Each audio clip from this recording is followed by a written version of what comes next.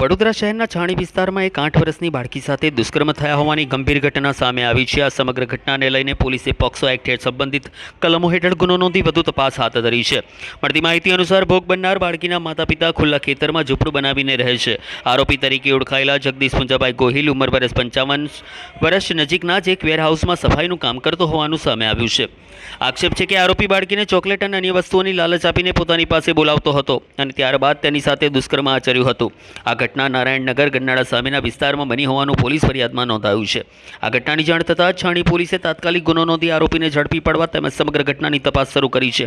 સાથે જ બાળકીને જરૂરી તબીબી સારવાર કાનૂની પ્રક્રિયા માટે આગળની કાર્યવાહી હાથ ધરવામાં આવી છે।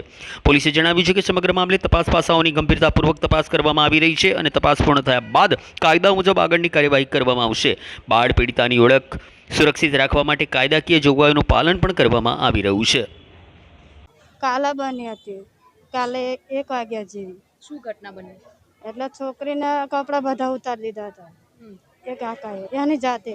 તમે ઓળખતા હતા એ જે વ્યક્તિ? ના, એની જાતે આવ્યો તો કાલે અને એને અમાર ભાઈની છોકરી ઓફ થઈ ગયેલી અમે સવારે 9 વાગ્યાના અને અમારા આવતા પહેલા આવું થયું।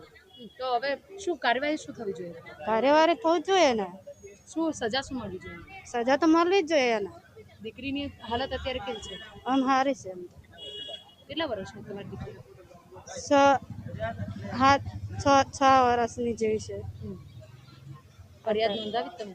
નોંધાઈ દીધી છે। ઓળખતા હતા તમે જેણે કર્યું છે? ના,